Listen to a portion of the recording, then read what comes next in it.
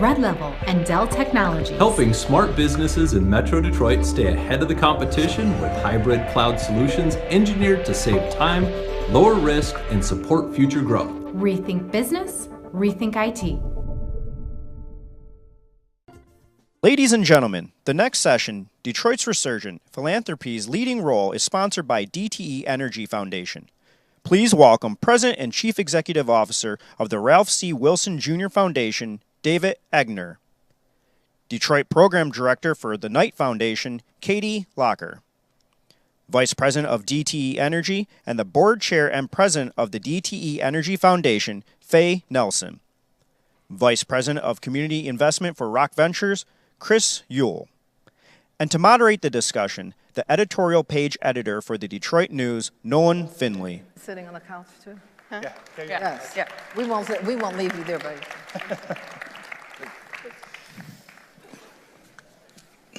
Well, thank you.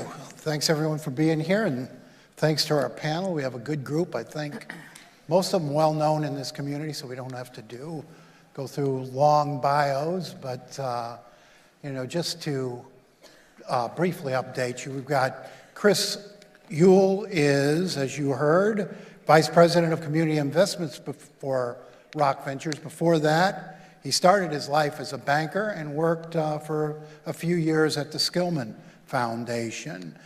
Faye Nelson, Vice President of DTE Energy and Board Chair and President of the DTE Energy Foundation. Before that, Faye helped build the Detroit Riverfront Conservancy and the Riverwalk, one of the city's really newest and proudest jewels. Next to her, Katie Locker is the Detroit Program Director for the Knight Foundation. And prior to that, she was with the Hudson Weber Foundation, working with this guy next to me who's perhaps got the hardest job of anyone in this room, Dave Egner of the new Ralph Wilson Foundation, has to give away $1.2 billion, right, in 20 years, and it is just killing him. The more money Dave gives away, the more interest and return on investment he gets. He can't keep up with it. This is the only guy who is thinking about jumping out of a building because the stock market is going up.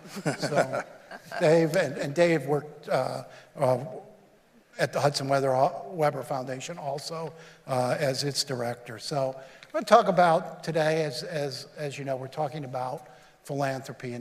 And Dave, I wanted to start with you in terms of how the various crises Detroit has moved through over the past decade has reshaped the role of philanthropy in this community and the evolution of the charitable foundations here. Well, it has been evolutionary, and I need to make one correction. It's not 20 years. It's 17 years, 9 months, and 29 days. And Dave brought his checkbook, and he said he would be out in the hallway. Thanks a lot, Nolan. Signing away, so stick around afterwards. I think it's interesting. We don't know how blessed we are as a community because of philanthropic resources and long-term investments. So go back 20 years. You had some good plays with Kresge and Skillman and Hudson Weber and others. The corporate community was certainly playing, but we weren't coordinated. And there were not some other big batches of cash. So just to give you a scale indication, because we're working in Western New York as well, Mr. Wilson owned the Buffalo Bills, so Buffalo is a big target point for us. The money, if we split our annual giving between Detroit and Buffalo, in Detroit, that'll be $30 to $50 million a year that we'd be moving. We would be just one of the boys at the table. Kresge will move 25 to 30 million. Kellogg will move 25 million. Skillman will move, 22 to 25 million. Ford Foundation will be in the game here and there at 20 to 25 million or more. Knight will move, Katie, roughly 8 to 10 million. DTE is moving equivalent or more. We're just another funder. In Buffalo, and this is true of most of the rest of the country, we will be equal to all private philanthropy combined. And the challenge with that is you can do a lot of damage if you're not careful. So I think if you look at how Detroit has, as the foundations have evolved, I think we figured out if we don't move lockstep, or at least with our own interest areas in mind as we move in a similar direction, we can do a lot of damage. I think that's kind of shaped our thinking over the last few years as a group, and why we've had to be in great communication with one another. Katie, getting those folks to move lockstep is probably no easier in the foundation community than it is in any other community. I mean, how does that sort of shared mission come about? You know, I think a lot of it is that each of us has to understand first what the mission of our organizations is. And I think people forget that sometimes. We're accountable to boards. We are, in most cases, with private philanthropy. Dave is keeping in mind what Mr. Wilson wanted. At Knight Foundation, we're keeping in mind the legacy of the Knight brothers in the newspapers. And so we have to start from knowing what we're accountable for. But then, you know, Dave and I work together a long time, so we have the same talking points sometimes. But we also, as a community doing philanthropy in Detroit, I think we often have to remind ourselves that our shared goal is serving the citizens of Detroit and serving the region. And then we make sure we come together and we say, well, I need to accomplish this for my mission of informed and engaged communities. Faye is working on the mission of DTE Energy's philanthropy. Where do we find the alignment? And then it's a lot of conversation and also building trust that we know we can talk to each other and sort it out. Chris and Faye, I mean, you come from a different wing of the philanthropic community in terms of your foundations or your work. Your giving is attached to a corporate entity. How do you shape your mission to serve both the corporate needs and the needs of the community you serve? Well, from DTE perspective, our focus is really on supporting, from a philanthropic standpoint, the communities where we live and serve. And so we begin with our alignment focused on the corporate priorities, working on areas and ways in which we can support the mission from a philanthropic perspective. But then we look broader to determine what other needs are in the community where we should be moving in. And so it is, whether you're a private corporation, or rather whether you're a private foundation or a corporate foundation, I think the mission we stay focused on, and at the end of the day, wanting to be the best that we can in supporting the community that we serve. But if I could go back a bit, because I'd like to comment a bit on your other question, which was focused on collaboration. And I think that, I think that the foundation community, as well as the corporate community, is slowly growing in that area, in the sense that there is an understanding that if we work together more, there are great things that we can accomplish. Even though it might not be perfect, it's a bit messy, but it can happen. And so I'd like to give you two quick examples, one of which being, of course, the riverfront. And that was back in the early 2000s. And we saw foundations coming together, corporations, the public sector, individuals with a common mission, all focused on the revitalization and the sustainability of the waterfront. Most people, the negative comments were just amazing, even with a lot of funding and a lot of support early on from an economic standpoint. There was really not that belief that it could occur. But fast forward today, there's, the riverfront is amazing and it's moving forward in a way that we are able to look back and demonstrate. It's a wonderful demonstration of how we can come together under a common mission, how we can collaborate and make things happen in a very positive way that benefits the community. And then the other quick example would be, of course, the bankruptcy. And how, again, the communities coming together, understanding that individually, we really couldn't accomplish what we could collectively. And so I guess, at the end of the day, there's a lot of lessons learned. and a lot of ways that corporate foundations like DTE can learn from and understand how we can lean in order to be able to create positive change. Yeah, I'd say from our perspective, we're kind of unique, as many folks know. So one advantage we have is that we are privately held, which I think is a really big deal. When you have a publicly traded company, you're responsible to shareholders and all sorts of people. So, in a way, I answer to one big boss, Mr. Gilbert, but also to those that run Quicken Loans. And so, that's one way we're unique, is that I really have, just a very few people to make sure that we're keeping happy. I also think that we're unique in that we really see our core mission as an enterprise to be driving on change in Detroit. Ever since we moved to the city 6 years ago, we're really framing everything we do as a for more than profit entity. So when you look at the real estate that we're doing, you look at the ways we're trying to attract talent, it's all about changing Detroit and moving our urban core forward. Where that becomes a little bit difficult, though, is that Quicken Loans sells mortgages in 50 states. We have 3 other primary cities, Cleveland, Charlotte, and Phoenix, where we have significant operations. So part of what our role is to make sure that we're meeting the needs of the business writ large, focusing largely on Detroit, but also thinking about other markets. But we seem to have been able to kind of blend that all into a pretty powerful animal.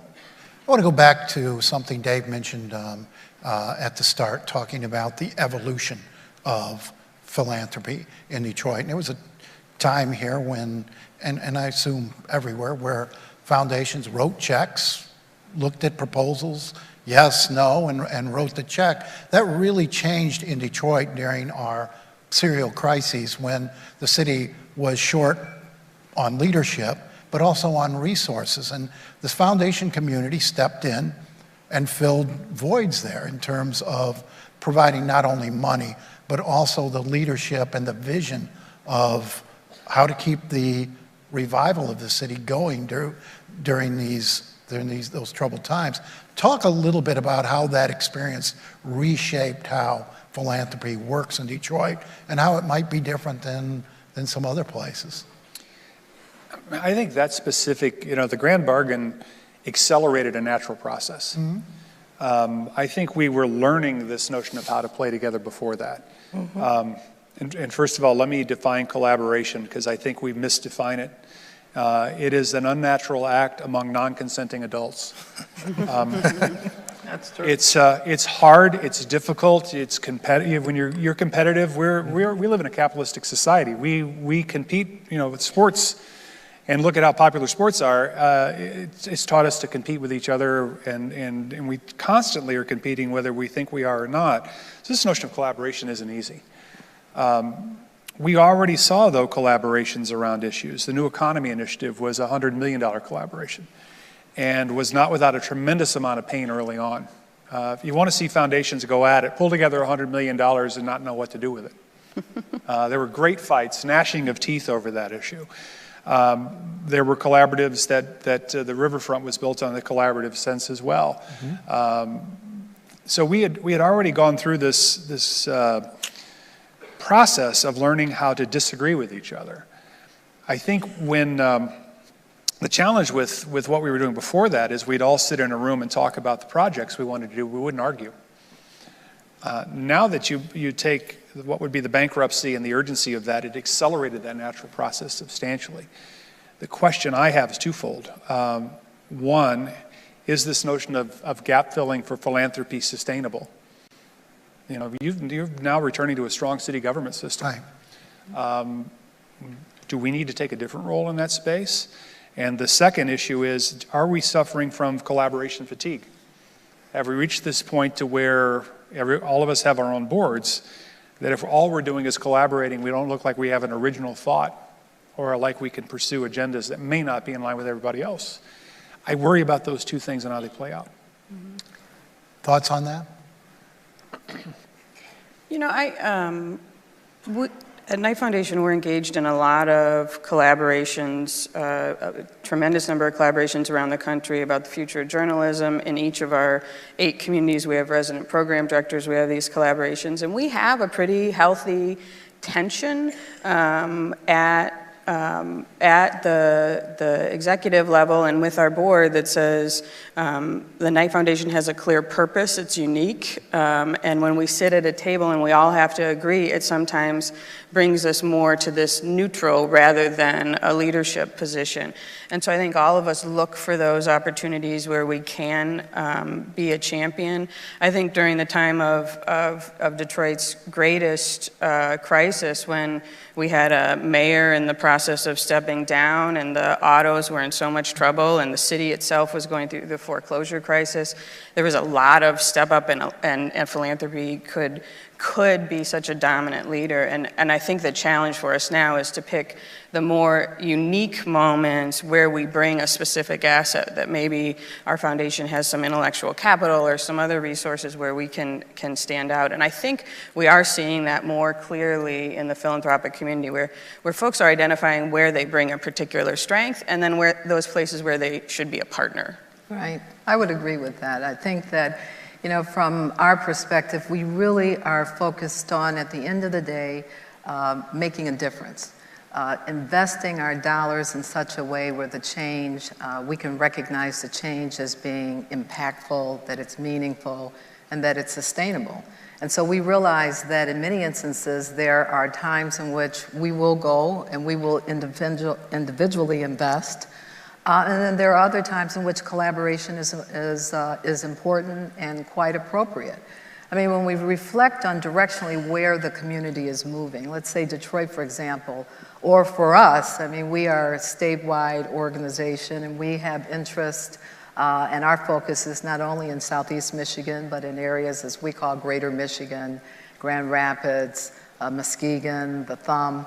That we recognize that there are needs that government just can't address, that the public can't address. You've got infrastructure needs, you have education needs. And so we think to ourselves that part of our core mission is really supporting the revitalization and the sustainability of the state. And so what's the best way for us to lean in? And so sometimes collaboration is very important and it's very appropriate because we realize that addressing one critical area that's important to us, we know that individually we can't accomplish what we can in a collaborative type of way. So I think we're recognizing continuously the value of collaboration, but understanding that there is not necessarily a secret sauce, in the sense that it is going to be, as Dave mentioned, it's messy, it's political, it's all of that and then some, but in many instances, we can make a difference coming together with the right set of focus, the right mission, the right vision in order to be able to make some pretty significant change. I was going to add, beyond collaboration, you know, just thinking about it as just collaborative, I think the important point about Detroit and what we've done over the last, let's call it, decade, is I think that we fundamentally need to change how society works, right? So there's too often, you know, government does this, not that. Nonprofits do this, not that. Here's what a for-profit entity does. And needless to say, that hasn't worked for a lot of people in our country, right? So Detroit has kind of led the way of all of us kind of redefining what that social contract is. How does a for-profit entity engage in revitalizing a city? In a lot of different ways that, you know, people might not have thought about a decade ago. How have we been able to kind of stand up the city? You know, as Dave mentioned, right? There are lots of things we were doing and funding things and funding positions and all of that to help stand up the land bank in other parts of the city that now we're handing off. It's things that you typically wouldn't do. And I think that again is a really important point of why Detroit is so critical to our nation and why what we're all doing is important. Well, I think that's a good point, Chris. Foundations, philanthropy in this community has stepped in and done a lot of things government used to do. I mean, right. You all built a park on the river entirely with, or almost entirely with, philanthropic dollars. And in other places, the community, the city might have bonded out and built that park. I mean, Detroit is a little unique in its inability to, for so long, to do those quality of life things as it was struggling for its survival. That is really a different role here than perhaps in other places. It is a difficult role, or a different role, but I have to tell you it was not easy, and it was a challenge trying to really embrace in a successful way that shifting paradigm, because government was so accustomed to doing these kinds of things. Going back to the riverfront and its development, it was a dance to really understand at the end of the day, it's not us versus, you versus me, or I can do this better, or you don't quite understand. And so it was, the process ultimately ended up being quite successful, but, at the very beginning, because of the separation, because there was not that we weren't accustomed to the private sector or the foundation community leading in this type of way, it was a real challenge. And so, as we've progressed, Nolan, throughout the years, it's, we're still trying to find our voice or find our footing, so to speak, as we continue to embrace these meaty issues that we know. Intellectually, we know at the end of the day, if we come together, we can make big change. But getting there is still a challenge. Well, you've taken on some characteristics of a venture fund in terms of investing in perhaps riskier ventures than you would have, or propositions than you would have in the past, right, as well as initiatives that you can't measure the way you all like to measure sort of return and impact. That's got to be a difficult discussion with your board at times when you're putting money into things that you can't tell them this is what we're going to accomplish on this timetable.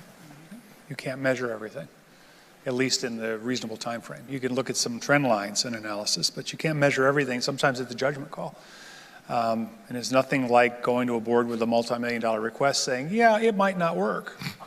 Everything needs to be a home run in some people's eyes. I think I've been lucky to have two boards, both Hudson Weber and now Wilson Foundation, where they're saying throw the ball and do something. It's okay if we don't get it right, but if we've thought it out and we've got the right people, and I think to extend on a point that Faye was making, this issue of community engagement becomes really critical now. Ultimately, we can influence, but we can't be the market. So you can fill, you can subsidize, but the market ultimately drives, and if the people are the market, we can't run past them. And so this community engagement piece is difficult. It's time consuming, and in many respects, it's counterintuitive to the notion of what would be kind of the venture philosophy. Mm-hmm. We see the big investment, let's go make it. You got to slow it down sometimes, which is hard to do. Yeah, I think, that's something, especially in my Skillman days, we struggled quite a bit with, is recognizing the need. My firm opinion on it, which I'm not afraid to share, those of you that know me, is that foundations don't take enough risk, right? They should be the ultimate risk takers because they don't have a market to answer to, right? If you piss off your customers, it's going to hurt our respective businesses, but your customers aren't going to get mad, right? Well, your board will, but you can do a lot of things, which is problematic in its own right. But I think the foundation's understanding that, but then being able to not only take the risk, but understand how to measure it, how to measure in real time and evolve, not do a 5-year look back academic study of did we do this right, but to really put a lot of design thinking into things, doing very tight feedback loops and altering as you go. And that's just not typically in the DNA, I would say, of a lot of foundation staff, and especially of foundation boards. And that becomes very difficult. It's one of the things I've really enjoyed about Knight Foundation as I made the transition from a relatively small foundation where the board was very involved because they were sitting in the city that they were serving, and now I serve a national board that generally just says, what do you want to do in Detroit, and are you in line with mission? But the challenges that Knight runs are very intentional, our arts challenge and our cities challenge, because naturally as the program staff deciding on grants, we do start to go, well, I got to be accountable to my board. I don't want to take too many risks. And so our challenges through the design design of our board and our president are saying, we're going to open all doors. And we've done like 200 and some arts grants, I think $11 million into the city of Detroit over the last 4 years on arts, because it's too hard to make those decisions of which risk do I take, and so you just put it out there. And we've done a tremendous number of insane arts grants, and some of them have been really successful and some not, and I think it makes us a more robust community as a result. How much focus do you put on protecting that investment? You all are into Detroit for tens of millions of dollars, and how much investing do you do to protect what you've already done, and how do you follow this and stay with it to ensure that your money's doing what you want it to do? I can say that over the last 5 years, our foundation has evolved from, I think, a wonderfully generous, very broad foundation where we've given to so many different areas, to now taking a look back and saying, okay, that was where we were, this is where we are. And where are we headed in light of the fact that our annual giving has increased so significantly? This 2016, our annual giving was in the neighborhood of 15 million. This year will be probably north of 20. So to that extent, we're now becoming a lot more focused on investment and risk and metrics and outcomes. And so it's a fine line that, it's going to be a fine line that we walk, in the sense that we're certainly going to want to, not that we were not interested in protecting our investment, but now that the dollars, particularly now that the dollars are increasing so significantly, we really want to ensure that we are making the best investment possible to support the community. So more to come on that front, but it's an interesting direction that we are transitioning into. Yeah, I was going to say, thinking about both protecting and enhancing investments, we're thinking well beyond, obviously, our philanthropic investment, right? We've put $2 billion into real estate in this city in the last 6 years, kind of a big investment, right? You have $3 billion more in projects coming. We have 17,000 people that work in the city, 3,500 that live in the city. So it matters, right? It matters what our team is doing, thinking about schools, thinking about neighborhoods, thinking, holistically about how to build a healthy community so that we can continue to grow our enterprise. And, that's what I dig about what we get to do now, is we get to think about all of those things collectively as our investment in Detroit and the other cities where we are. So as you all have become more big picture focused, who gets left behind? I mean, you used to be more scattershot funders, and somebody come and, I've got this project, that's cool, I got this one, okay, here's a check. You're now more strategic, more focused, as we said, more big picture. What happens to those folks you used to give money to, or used to expect money from foundation like yours and others around the city, and now they don't quite fit into that big strategy or that collaborative project you've got going? What happens to them? And I'm sure we've got a lot of them in the audience wondering, how do I get my check? I know I just commented, but I'll be quick with this one. Who gets left behind when you are doing scattershot stuff is the people you're supposed to serve, right? I think that's one fundamental flaw that actually kind of annoyed me about the nonprofit space, is that a lot of times people are thinking about their funders and their board as their customers, not as the people that they're ultimately supposed to serve. So I say, if you're not doing a good job serving people, you shouldn't get funding, and we should find those that are going to drive the most impact into our community. I'm only 13 months in the job. I haven't left anybody behind. You can't afford to. I know, but it's a really tough question. I talked about the philanthropic abundance of this community, but we're currently in a very interesting period of retooling. Yes. All the major foundations at some point, including us, and we're trying to figure out which way is up. We've only been staffed for 13 months. When you're going through a kind of retooling strategically, it puts everything on hold. And you do have folks that have grown dependent upon philanthropic funding. Now, the real trick in this is is finding a way through all of the programming to talk about sustainability and to exit in an elegant way instead of in a cold-hearted or abrupt way. And I'm not so sure we've been really good at that as a field. So what is the secret for getting a check out of you all?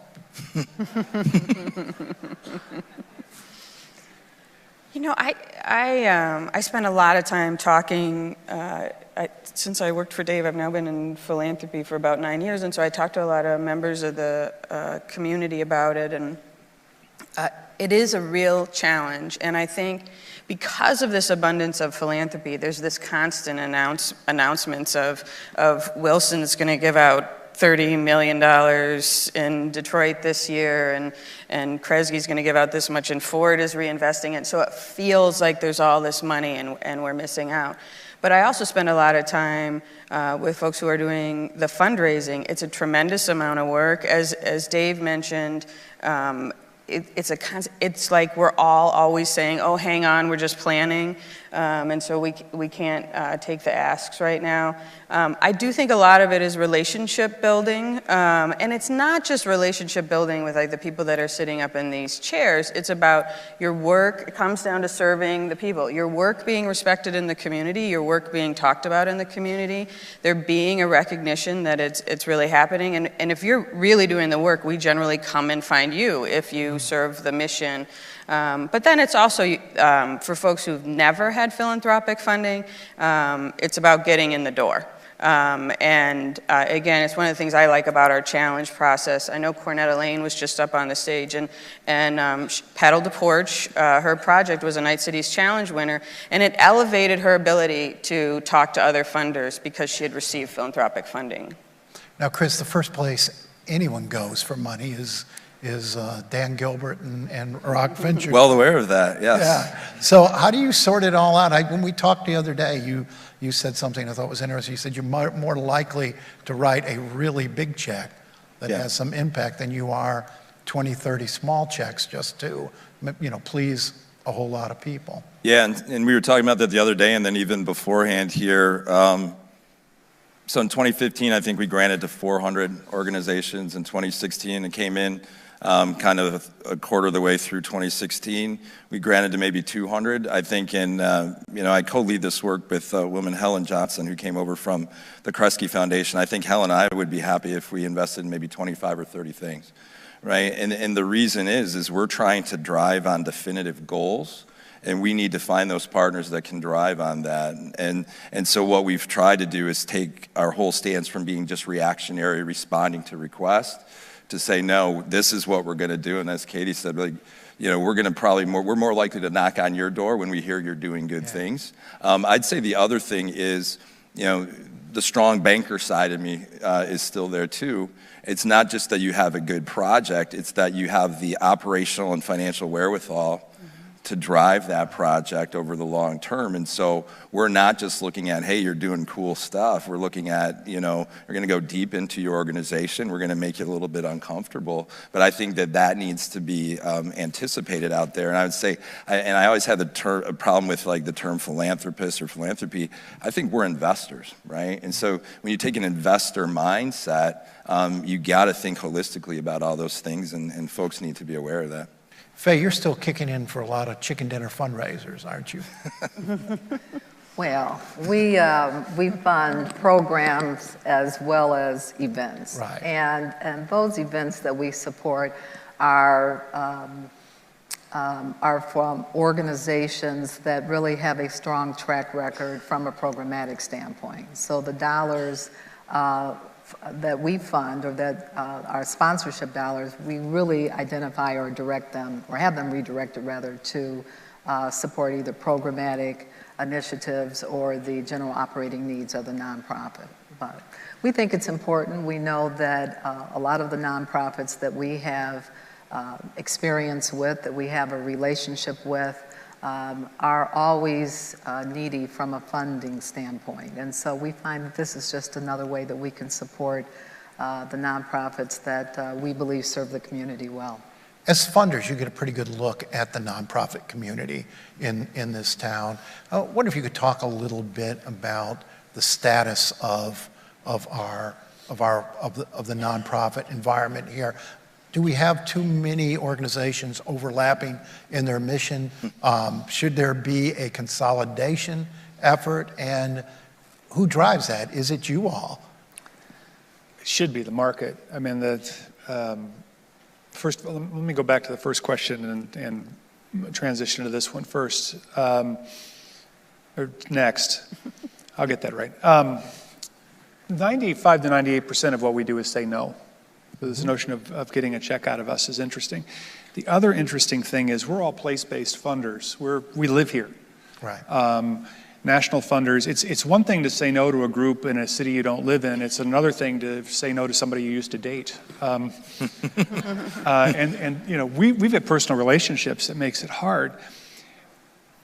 To your question about are there too many? Are they overlapped? I've always taken issue with the notion that there's too many nonprofits. Are there too many for-profits? I mean, if there's a demand in the marketplace, if there's an unfilled need, if there's a gap that needs to be filled, and someone comes up with a way to deal with that, who are we to say it's right or wrong? We may not be able to fund it, but I think if there's any problem with the philanthropic marketplace, the nonprofit marketplace, it's that we're not driven by the same bottom line. So our work, we won't know the outputs of our work for a generation or two. You know, imagine you're going to invest in something and you won't know if it worked for 20, 30 years. And as a result of that, a lot of really good ideas in the marketplace, we don't see them necessarily get funded or get heft or get capacity. They need to move forward. But if we don't let the market go, I think if there's anything that we should do in the corporate community and the philanthropic, the givers, the big foundation givers, we ought to quit funding the things that don't work. But politically, we don't do a very good job of that. And so the market never drives in the way it would in the private sector. I do want to comment, though, because I have the advantage that I work alongside 7 other people that do my job in 7 other night cities: Charlotte, Akron, San Jose, Miami, and a number of other cities. And I regularly get comments from my colleagues of how blessed we are by our nonprofit sector here in Detroit. Because so many systems failed, we had people step up and provide leadership to serve this community, to figure out how to address gaps. And one of the things that regularly comes up for me, and Chris and I are going to have to talk later, because like my colleague in Charlotte is really envious of, we have a community here that can do real estate investment with Invest Detroit and Detroit Development Fund and the other CDFI's, Community Development Financial Institutions, Very good. Right? Yes. That are here in Detroit that are helping make real estate work and affordable housing work, that I can invest in them and then they can then navigate where is that investment going, because I'm certainly not going to be able to do that work with my limited expertise and time. And that is a differential for Detroit. There are a number of communities that are very jealous that they don't have that nonprofit sector. Yeah, and I would add, you know, one of the good things is I do get to some of these other cities as well, Charlotte being one of them. And, you know, when you compare and contrast, let's say, some national nonprofits and their operations in other cities relative to Detroit, I think that ours here struggle more. So getting back to this question too about do we have too many, too few, I don't know, right? I think we have too few strong, not just well operated, but well capitalized to be able to do long-term strategic work. And I think that's our responsibility as funders, is again to find those proper partners, give them long, flexible capital so that they can do good work. And that's something that we have to evolve into, making sure that we're strengthening the organizations. Because I do think there's definitely, when you see like the CDC infrastructure in Detroit versus some of the other places, because we have not invested in that infrastructure, it is troubling, but it's something then we're talking about, and how do you fix that? So individually, tell us what are the most exciting things your institutions are involved in at the moment. I mean, what thrills you the most in terms of projects you've got going? Katie? Well, I think, Nolan, you would be able to answer the question for me, because Knight Foundation's origins are newspapers, and we recently restated what are our values, and our values are about protecting freedom of speech and the First Amendment. They're about the value of journalism to a democratic and robust community, and then the value of our communities being informed, engaged, participatory. And so we are, as a foundation, continuing to revisit at this time, and this is a time that's been evolving over decades, the change in the journalism community and the business of journalism and how our communities get information. So I have a national team, and Nolan was just with me at a national conference that we hold that's really thinking about this. We made a massive investment in a First Amendment protection center at Columbia University in New York. That investment was done in the fall. This is not reactionary to anything that's current. It's about an evolving state of how we get our information in our communities. And so our journalism program is working on that nationally, but here locally I continue to ask that question of how can Knight contribute to Detroit being an informed and engaged community. We're really proud supporters of Citizen Detroit as it continues to try to bring information to the voters of Detroit in a really important local election year. Well, we constantly ask the question, how can we make the most meaningful contribution to support communities, urban communities like Detroit? And so we have leaned in a number of different ways from a foundation perspective and as well as a corporate perspective, you know, from Public Lighting Authority and our investment on lighting up the neighborhoods to our support of M1 Rail, to our exciting park that will be coming online pretty soon. The foundation will be playing a pretty significant role in that regard. But I think one of the areas that we are most passionate about is employment, and particularly youth employment. We are very pleased and privileged to be part of a collaborative effort that is being led by the mayor of the city of Detroit, Detroit's Grow Detroit Young Talent program, in which last summer we were so pleased to be a funder as well as an employer, along with others, of 8,000 youth in the city of Detroit. And so these young people having jobs, being able to earn a paycheck, being able to receive very critically important soft skill training, what we call these wraparound services, is pretty important, because these individuals, not only are we providing support from an economic standpoint, but really helping to set the stage for future jobs for these young people with companies like DTE. So it's a very exciting initiative that we are leaning in a pretty aggressive way. Our funding is responsible for close to 450 jobs for our youth just in the city of Detroit, and we actually are expanding our footprint to include Greater Michigan as well. So we understand that at the end of the day, our youth are the leaders of today and tomorrow, and so in order to be able to bring back communities like Detroit, employment is such a critical component, and so we are just thrilled to be part of this initiative. Yeah, I was gonna say there's probably two things that get me jumping out of bed in the morning, assuming that I actually slept the night before, which doesn't always happen. But you know, those two things are, you know, when in my Skillman days, I was part of the Blight Task Force, which Dan chaired. You know, trying to think about what to do with all the 40,000 blighted properties in the city, how to get those down, but then go upstream and prevent that blight from happening, because I think housing instability is a huge problem in this city. We're wrestling with that every day, looking at, you know, different things you might be able to do with the tax system, or we're looking at some pretty innovative financial tools, some social impact bond things and like that to drive different types of capital into the problem. That's a really big one. And then, you know, kids. You know, I really try to frame everything I do in thinking about the kids of Detroit or the kids of the other cities we serve and making sure they have opportunities. We're building out a very robust experiential learning platform. We believe that that's a big, you know, role for us, is to get kids into our businesses, learning about them, doing projects. We've got programs that over the course of this year are going to have 5,000 kids cycle through our offices. And what we're trying to do is build a system that can stitch that from the time they're in kindergarten until they graduate high school, connecting to Grow Detroit's young talent, connecting to future workforce needs. That gets me up, gets me excited every day, especially days like today. Thursdays are mentoring days where a bunch of us are doing projects. So, really cool stuff that excites me greatly. A year ago at this time, we were writing checks by hand. I'm not kidding. We really were writing checks by hand with no systems. We had one staff person, and he wasn't very good.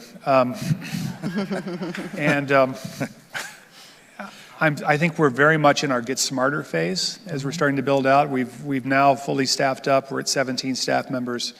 All of those are good accomplishments in the first year, but the most exciting work has been around scans and studies as we're starting to figure out our place. So later this year, we'll be releasing a sports and rec scan, looking at Southeast Michigan and Western New York. Where do kids get access? Who doesn't get access? What facilities are missing? What are undercapitalized? And we're going to publicly put that out. It won't just be our investment, but we hope others that will fuel that. Western New York, we're doing a scan on early childhood. No one's followed the money. Biggest funder of early childhood is the public sector. And nobody in Western New York can tell you what pots they're coming from, where they go, and how they are perceived. Same in the caregiver space. We're trying to understand that flow for people who give care, particularly to the elder population. And we're starting a series of workforce scans. We're going to be partnering with the Workforce Board and DTE on trying to understand this ecosystem a little differently. So it's not as exciting as talking about outputs, but we're hopeful to get smarter over the course of the next 24 months. So we've got some questions from our audience, and this one I think fits into what you all were just talking about in terms of developing young Detroiters so that we have a more inclusive recovery here and better participation of Detroiters and young Detroiters in Detroit's comeback. What are you all doing to foster that, and what are the challenges?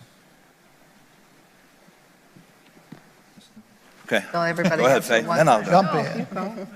Yeah, no, so I think that's a really important piece. We talk a lot in our work at being at the intersection of both moral and market imperative. We also talk that the two worst places to be kids in America are Detroit and Cleveland, our two primary cities. So we find it kind of morally reprehensible on one hand, and then from a market perspective, that's our future workforce. We need to develop these kids so that they can have a job and be, and participate in our economy. And so that's why we are building out these experiential learning platforms, and we want to build it in a way where we actually see Detroit as the platform, and we see a bunch of companies coming in on top of it, all of us mentoring kids, all of us creating kind of a systematic approach, and we want to kind of lead with our chins a little bit on that one and take it on. But I think that's absolutely critical for us to build a healthy city on a go forward. So in supporting young Detroiters, first, as I mentioned earlier, youth employment is a major priority for the company, both on the corporate as well as the foundation side. And so the foundation is just one component of our really aggressive movement in that space. We are just DTE at our headquarters alone. We'll have over 1,000 interns that will work for us this summer, and then we're also expanding our reach outside of Detroit into greater Michigan in order to ensure that our youth have the skills that are necessary in order to be able to secure jobs going forward. But it's not just the employment side, it's the education side. And when we look at the critical need of support, particularly in communities like Detroit, we're leaning in pretty aggressively in that space as well. At DTE, our pipeline is pretty fastly, it's emptying pretty quickly in light of a lot of the retirements that are currently taking place. And so we have a broad and deep need for workers in the skilled trade area.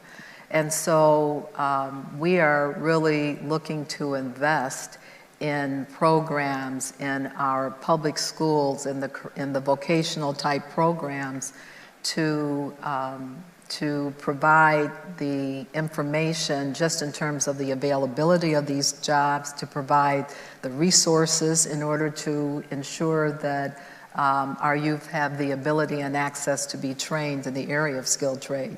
There are challenges, certainly, particularly from an education standpoint. There are tests that have to be passed in order for our youth to be able to enter into these programs. And so we are working pretty aggressively with schools like Randolph in order to be able to support the training, these types of programs, because there is a huge availability of these jobs. And so we want to make sure that we have as diverse of a workforce as possible.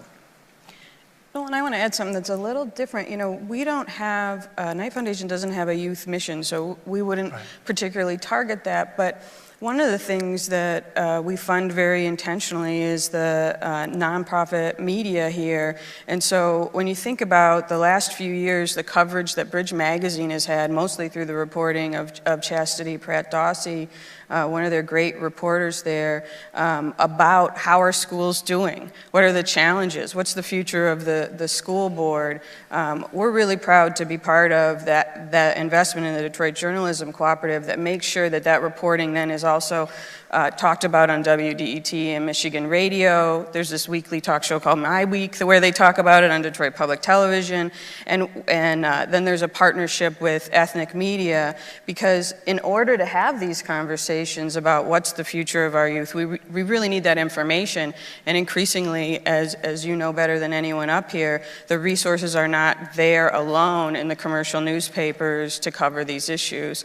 So there's a lot of funders, and then there's subscribers and members to these nonprofit media partners that are playing a critical role in us understanding what our challenges are. We got time for one more question from the audience, and we have someone asking here, now that City Hall has stabilized, leadership in Detroit is healed, if you will, are you aligning your efforts more with City Hall's priorities, particularly in the neighborhoods? Chris? Yeah, no, absolutely. I think it's been tremendous what the mayor's done and the team he's brought on. And as they're thinking about things like the 20-minute neighborhoods and thinking about how to holistically, come in and think about, housing and commercial and human services, we're absolutely trying to align with them as best we can in some of the neighborhood projects we're working on. I mean, the city's investment every year through all of, whether it's the Department of Public Works, the police department, so many other things, dwarfs the combined investment of the folks up here. So we would be crazy not to be paying attention to what they're doing. And they've really brought a new partnership. I saw Maurice Cox walk in, and I know he's going to be up on stage. He's trying to be as clear as possible about what his strategies are so we know where they're going. These are always wonderful opportunities to collaborate. Well, thank you all.